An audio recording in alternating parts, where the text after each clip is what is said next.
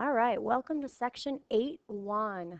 Chapter 8, we're going to be talking about polynomials. It's actually quite a large chapter. We're going to do the first 4 sections and then we'll test on those and then we'll move on to the rest. So first of all, we need to talk about polynomials, binomials, and trinomials. We talked about monomials a chapter or 2 ago. Anything that we multiply numbers and or variables, so like 3x would be a monomial. Well, a polynomial, the prefix poly means many. So a polynomial is any monomial or the sum of them. So like a 3x plus 4y minus 6z. That would be the sum of. Remember, sum means add, but subtracting is just adding a negative. So we can have pluses or minuses. Polynomial will be monomials separated by pluses or minuses. A binomial, that prefix means 2, like a bicycle. So it's a sum of 2 monomials specifically. And a trinomial, tri means 3, like a tricycle. So a trinomial is a sum of 3 monomials exactly. Poly is any number. Binomials specifically 2 monomials, trinomials specifically 3 monomials. So these first practice, identify if it's a polynomial and explain, and identify if it is a monomial, a binomial, or a trinomial. So 6 minus 4, if we just look at it, remember constants, numbers, can be monomials. So this is a yes. As it is written, there is 2 parts to it separated by a minus. Or we could say, remember, it's like 6 plus a negative 4. So that is a binomial. It has 2 terms. If we're going to be technical and do the math and say that's equal to 2, it'd still be a yes. But 2 is a monomial. B right next to it, 14d plus 19e squared, all over 5d to the 4th. Is that a polynomial? Do we ever have division? Remember we looked at when we talked about monomials, did we have variables in the denominator? Nope. So no, we'll put a variable in the denominator. Letter C, I've got an x squared plus a 2xy minus 7. Well, that one, there's nothing wrong with it. So this is, yes, a polynomial. I see 1, 2, 3 monomials. So therefore, we've got ourselves a trinomial. Being able to identify these is going to be important simply because I'm going to use this terminology a lot. Letter D, I've got a 26b to the 5th power. Remember, that's just numbers and variables being multiplied together. We could write it out the long way if we wanted to. So yes, this is only 1 term, so it's a monomial. Remember, 1 term can be multiplied, things multiplied together. Letter E, is a plain old y a polynomial? Yes. And how many terms are there? In other words, is it a monomial, binomial, or trinomial? That one's a monomial. 1 term, y is all on its lonesome. Same with D, 26b to the 5th is all by its lonesome, even though it has more parts to it. And last but not least, F, negative 5b to the 5th minus 6. Nothing wrong with this guy, so yes, it is a polynomial. I see 1, a negative 5b to the 5th, and 2, a negative 6. So a binomial for that one. Right, so identifying how many terms there are. So now let's talk about degrees. There's 2 separate things to look at, degree of a monomial and degree of a polynomial. So the degree of a monomial is when you add up all your exponents on the variables. Sum of all the exponents on the variables. So if I had 3x cubed y, well, I've got a 3 for the exponent on the x, plus, so what's the exponent on the y if there isn't one? So the degree for that would be 4. So sum of the variables, or sum of the exponents on the variables. The degree of the polynomial, basically you do the same thing, and you choose the largest one. So the degree of a polynomial is the largest degree of any one monomial. So if I'm going to reuse that 3x to the third y, and then I'm going to add a 4x squared y. So we just decided the degree of this is 4, because 3 plus 1. The degree of this is 2 plus 1, or 3. So the degree of this polynomial is 4. Pick the biggest one. Pick largest degree. Don't add them all together. Do each term separately of that polynomial. And there is information in the book. It talks about how you name polynomial based on their degrees. If there isn't a variable, your degree is 0, because just a 3, remember we're taking the exponents on the variables. If it's a 1, it's a linear equation. If it's a 2, it's a quadratic. I didn't want to throw too much in there, so let's just know that polynomials are based on their degree, or their highest degree of any one monomial in that polynomial. And we'll talk about that. We're going to talk about quadratics and things. So first of all, I got a little box here. First thing we have to decide is the given example a polynomial, yes or no? If yes, what's the degree, and then how many terms does it have? So 8y to the 4th, is that a polynomial? I'd say yes. What's the degree? What's the sum of all the exponents on the variables? Remember, the 8 doesn't count because the 8 doesn't have an exponent. It's a number. We only care about exponents on variables. So I'm going to say the degree is 4. And how many terms are there for an 8y to the 4th? That's just a lonely monomial. Even though it's got 8 times y times y times y times y, it's one term altogether. So multiplying all groups together. Letter B is sneaky. Watch carefully. What is wrong or unusual about 9a to the negative 2 minus 7b? Well, we all know we don't like a negative exponent. That really would be 9 over a to the second power. And then we're talking about variables in the denominator. So this guy is not a polynomial, which means we're not going to talk about degrees or how many terms there are. Letter C, I've got a negative 4x squared y squared plus 3x squared. First of all, is that a polynomial? I would say yes. There's nothing wrong with it. The degree, if it's a polynomial, remember we're going to pick the largest degree. So the degree of this first piece right here, add up your exponents on your variables. So 2 plus 2 equals 4. The degree of a 3x squared, we only have a 2, so we're going to pick the largest one of those two. The degree of the first term is 4, the degree of the second term is 2, so 4 is our answer. And then I kind of said what kind of polynomial it was, just because I mentioned that we've got 2 terms, so I'm going to say that that is a binomial. 2 terms in it. The first term is a negative 4x squared y squared. The second term is a 3x squared, separated by a plus or a minus. And the last one, 9x squared minus 2x minus 4. First of all, is that a polynomial? I don't see anything wrong with it, so that's a big yes to me. The degree, well, the degree of this first term is a 2. The degree of a negative 2x is a 1. Remember, there's a 1 on that x if there isn't anything. The degree of a negative 4 is 0 because there isn't even a variable. So that means my highest out of those 3, my degree will be 2. And then we looked at 3 different pieces to see what the degree was. So that's going to be a trinomial, 3 pieces. Okay.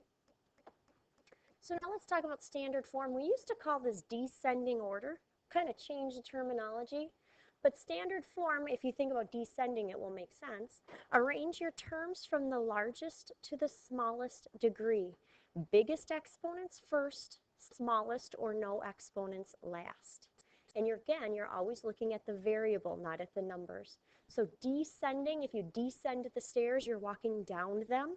We want the highest degree first, lowest degree last. And it's also going to ask you about the leading coefficient. So the leading coefficient is the number in front of the term with the largest degree. The number or coefficient of the term with the largest degree. Remember, coefficient is the number out in front of that variable. So I gave you a little example here. 4x cubed minus 5x squared plus 2x plus 7. So I've got myself 4 terms, it looks to me. When I'm looking at standard form, notice the variables on my x. I've got a 3, and then I've got a 2, and then I've got a 1 or no variable, and then I've got no x's at all.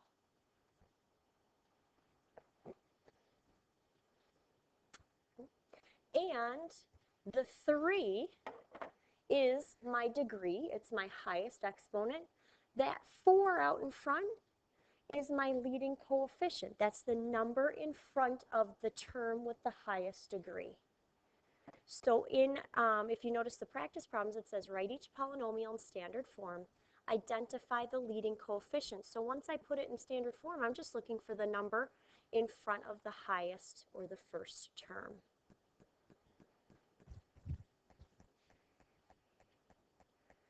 So practice A and B down here. 16 plus 14x to the third plus 2x. So what is, I've got only x's. What's my highest degree? Right, I've got a 3, so that means that my 14x to the third power has to go first. Then my next highest exponent of x, so plus 2x. And then that 16 just gets stuck on the end out there because it doesn't have an exponent or a variable.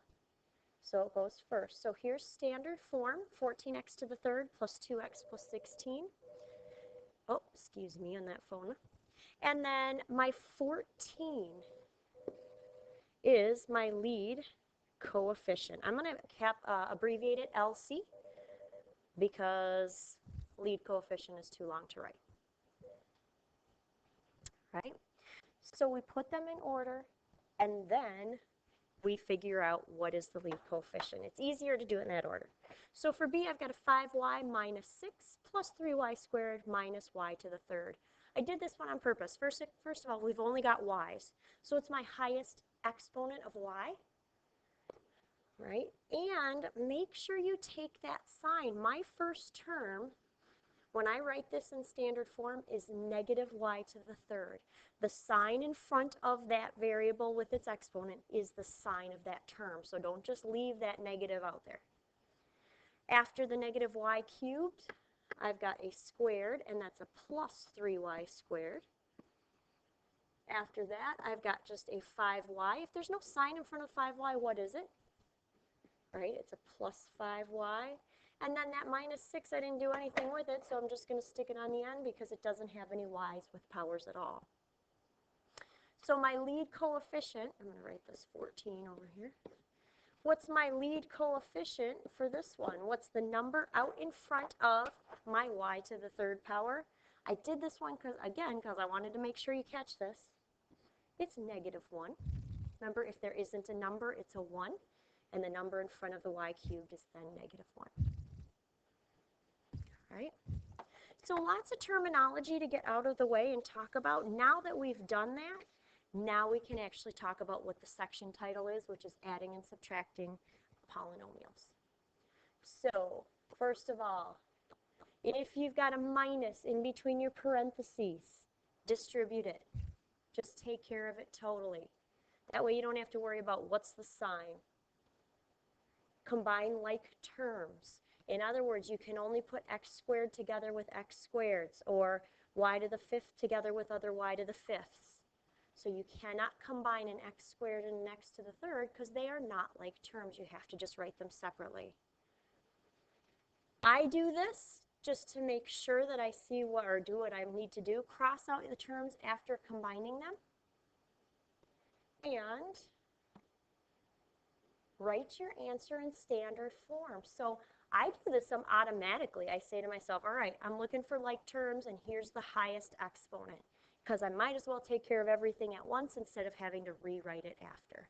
So standard form, remember, look for your highest power of x first, or highest power. I'll put highest degree first. All right, so let's run through a couple examples. Let's do 1 and 3. Problem number 1, I've got a 6n to the 4th minus 4 plus, and in parentheses, 9 minus 2n to the 4th. Please notice 2 sets of parentheses, there's a plus sign in the middle. Guess what we're going to do if there's a plus sign in the middle? We're going to add like terms. We don't even have to distribute if it's a plus because it doesn't change anything. If we wanted to, we could just write this without parentheses, but you do not have to. Just make sure all your signs go together. When I do this, I usually box stuff. My highest power of n is n to the 4th. Notice I've got a 6n to the 4th, and don't forget the sign negative 2n to the 4th. When I combine those, I do the number math, and I keep the n to the 4th the same. So 6 plus a negative 2 will be 4n to the 4th. Notice I'm sneakily putting my standard form in there because that's my highest power and only power of n. So I'm not crossing them out, but I boxed them so that I can see. Then I've got a minus 4 and a plus 9, or negative 4 plus 9. So when I combine those two like terms, plain old numbers, I've got a 4n to the 4th plus 5. Everything in my original problem's been boxed or circled, accounted for, cross them out, whatever makes you see whether you have or haven't used it. So I wrote that in descending order, or standard form. I combined 2 pairs of like terms, and I didn't have to worry about that negative for subtracting. Number 3, however, I've got a negative in the middle, right? So look at my 2 sets of parentheses. I've got a subtract in the middle. Subtract tells me to use the distributive property. So in other words, I'm going to put a 1 in there, and I'm going to distribute. First parenthesis does not change at all, so I'm just going to rewrite 11 plus 4n to the 2nd. When I distribute negative 1 times 3, and negative 1 times a negative 6n squared, don't miss that sign, that becomes a plus 6n to the squared. So now, when I go ahead and combine like terms, my highest power of n, because I want to be sneaky and do 2 things at once, is n to the 2nd. I've got a plus 4n to the 2nd and a positive 6n to the 2nd. So what do I get when I combine those like terms? 10n to the 2nd. And then I've got myself an 11 minus 3, and that's a positive 8. So 10n squared plus 8 for problem number 3. So look for the sign in between the parentheses. That's really a big deal, because if you miss that minus, it's going to screw up your answer. Obviously, you're going to have all the wrong things when you combine like terms. All right, let's do this example, and then I'll get to the lesson summary. It says the measures of 2 sides of a triangle are given, 4x squared minus 3 and a 10x plus 7. If P is the perimeter given on the left-hand side, find the measure of the third side. Well, how do you find perimeter, right? Perimeter is when you add up all 3 sides of a triangle, but it's only giving us 2 sides. Do we have enough information to find the measure of the third side? If I add up these 2 guys and subtract it from the whole thing, won't I be left with that third side? So I'm going to add these 2 up. 4x squared minus 3 plus 10x plus 7. When I add these 2 guys together, I'm going to just ignore the parentheses since it's an adding in the middle. 4x squared is my highest power of x. There's nothing to combine it with, so I'm just going to bring it down. 10x to the first is my next. That's a positive. Nothing to combine that guy with, so I'm just going to bring it down. And then I've got a minus 3 and a plus 7. So I've got myself a positive or add 4 at the end.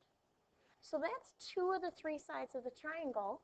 If I know that they all add up to 10x squared minus 5x plus 16, I can finish this problem over here by subtracting. Notice I'm putting big parentheses with a minus in the middle. I'm going to do like I just did. Subtract equals distributive property. So I'm going to take that negative and multiply it, or remember it's like negative 1. So bring your first parenthesis down, nothing changes. 16 minus 4x to the second minus 10x and minus 4 when I distribute the negative 1 to all 3 things. So now let's look for like terms. I've got a 10x to the second and a minus 4x to the second. So hopefully you're thinking with me that that's a 6x to the second. I've got a minus 5x and a minus 10x, both negative. Go to your calculator if you need to, but I'm thinking that's a negative 15x. And last but not least, I've got a plus 16 and a minus 4. So I'm going to say that's plus 12. So my final answer is going to be 6x squared minus 15x plus 12. So it was a good practice for adding first and then subtracting from the whole perimeter. The whole perimeter, by the way, had to go first in my subtracting problem because that's the whole thing, and then we're going to take 2 parts away to find the third part. All right, we've reached the end. Lesson summary. Here's what I want to know from you. What to you is the most important thing to remember when you're adding or subtracting polynomials? What's the most important thing to remember? Maybe it's distributing that negative sign. Maybe it's looking for like terms and making sure you're combining. Maybe it's worrying about the exponents. Maybe it's about putting them in standard form or descending order. What's the most important thing to remember when adding or subtracting polynomials? Or what do you think might trick you? In practice problem, please do this subtraction problem. Got in one parenthesis 3x cubed plus 2x. A subtract in between, x squared plus 2x. So go ahead and do that problem. Have a great day. We'll see you next time.